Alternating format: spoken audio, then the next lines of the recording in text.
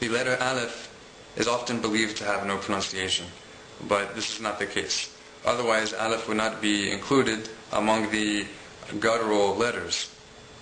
So if it is only to be pronounced like any other vowel which appears underneath it with no difference, then that would mean that every single vowel in the Hebrew letter is guttural. And that's obviously not true. Now, when the letter Aleph is connected to a vowel in Hebrew, the letter Aleph makes a glottal stop sound. This is similar to the sound that is made between the two syllables in the common English expression uh-oh. Do you hear the uh-oh? Or let's say how in certain British dialects of English, in place of T, whenever T is found in the middle of a word, they'll say eh. Like instead of turtle, they'll say ta'o, ta'o. That sound is the pronunciation of Aleph. Now the letter Bet, when the letter Bet has a dagesh, it's made like a standard B sound in English, ba. When the letter Bet is without a dagesh, without the little dot inside of it, then the letter Bet is pronounced vet. This is extremely similar to the standard English pronunciation of V, but it's different in that the letter vet is made with the two lips touching and without the lips touching the top front teeth. Whereas the English V sound is made by lightly touching your bottom lip to your upper front teeth. So vet is not v, but v, only using your two lips. The next letter is Gimel. When Gimel has a dot in it, a dagesh, then it is pronounced Gimel. Or if you are San'ani Yemenite Jew, Gimel. When there is no dot in the letter Gimel, it's pronounced Gimel. This is a sound made by causing slight friction between your soft palate in the back of your mouth and the back part of your tongue, similar to a Parisian resh, a Parisian R. It's also very similar to the common modern Israeli mispronunciation of the Hebrew resh. The next letter is Daled. Daled, when it has a dagesh, a dot, is pronounced D, like the word dog. When there is no dot inside of it, then Daled is pronounced Valid. This is the same as the TH sound in the word they. This sound is made by touching the tip of your tongue to the front upper teeth, the upper front teeth, and exhaling. It's no different than making a th sound like throw while humming at the same time. The next letter is the letter He. This is like the standard English pronunciation of the letter H, such as he or help. The next letter is Vav. It is correctly pronounced wall, like the English W, wa, wall.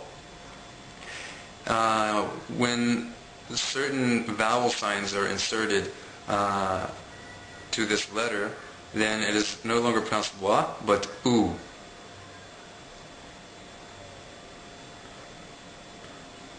The next letter is Zain. This letter is like the Z in English, such as zebra. The next letter is Het. Het is another guttural letter. Het is very similar to the letter H. The only difference is that with Het, you're essentially constricting the muscles of your throat while making an H sound. So instead of saying ha, slightly squeeze the muscles in the back of your throat, and then exhale, just as you would do making an H sound. So instead of ha, ha. This is similar to the sound you make when you exhale onto a pair of glasses in order to put some water vapor on them in the process of cleaning them. Ha, and not ha. The next letter is Pep. Pep is a T sound made by touching the tip of your tongue to the roof of your mouth, but a little bit further back than is usually made, and you cup your tongue while making this T sound. So instead of cha, which is made by touching the tip of your tongue nearer to your upper front teeth, you curve your tongue and touch the tip of your tongue a little bit further back.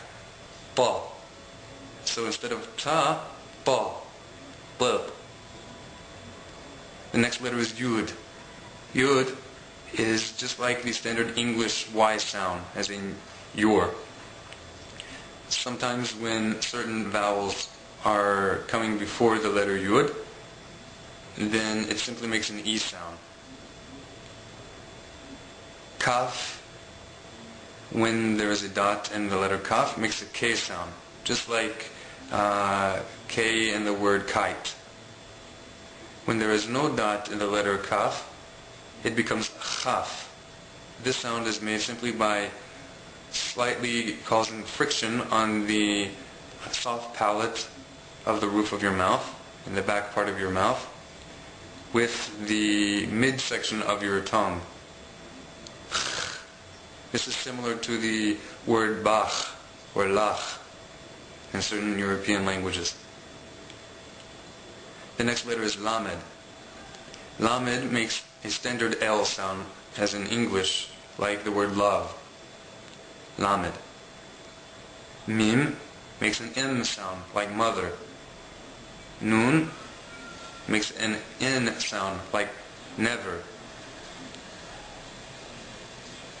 Samech makes an S sound, such as salvation. Ain makes a guttural sound, a sound made by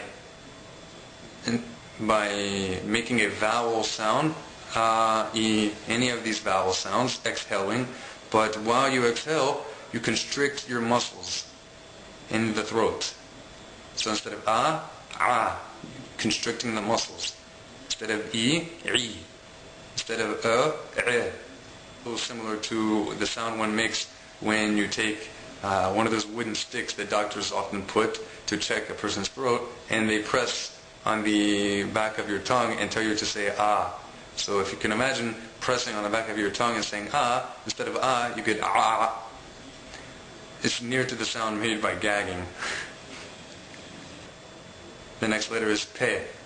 Pe is like P in the English language, such as pepper. Fe is similar to the English F, like in the word forever. The technical pronunciation of the letter fe is a little bit different than the letter F in English. Fe is supposed to be made by using only your two lips, in contrast to the letter F in English, which is made by touching your bottom lip to your upper front teeth. So instead of fa, it's fa. Sadiq is similar to the letter S, and in fact your tongue should more or less be touching the same part of your mouth. You put the tip of your tongue pretty much in the same place as you would make an S, but just a little bit further back. Curve your tongue, or kind of make it a scoop shape, a bold shape, and make an S like normal, just with this cupped shape of your tongue. This is similar to the letter tet, in that just as you curve your tongue for the letter tet and make a T sound, so with sadiq, you curve your tongue and then make an S sound. So instead of sa, sa. Among the majority of Yemenite Jews, the letter Quf is pronounced like a hard G sound, ga, Quf. In other parts of Yemen, the letter Quf is made the same as among Iraqi Jews and a few other Middle Eastern Jewish communities, qa. And this is essentially a sound which is made further back in your throat. In fact, some Jewish communities do not even traditionally pronounce this letter, but pronounce it as oof, similar to what has happened with the Arabic equivalent of this letter, often heard among Palestinians, where they say il-Quds instead of il-Quds, il-Quds. Resh is the next letter. Resh is an R sound made by gently rolling the tip of your tongue on your front teeth. This is not to be confused with the Spanish R, which is made by rolling the tongue just behind the front teeth. Resh is also not to be confused with the modern Israeli resh, which is made with your uvula further back in your throat. Shin is the SH sound, such as the English word she. Sin is a regular S sound, like the word save. Tav is the T sound in Hebrew. Tav makes a T sound very similar to the word take, but make sure, if you are wanting to be so exacting, that the tip of your tongue is touching the back of your front teeth, front upper teeth. Tav. When there is no dot in the letter Ta, you should touch the tip of your tongue in the same exact place, only you exhale. So instead of ta, tha. This is exactly like the th in the word throw.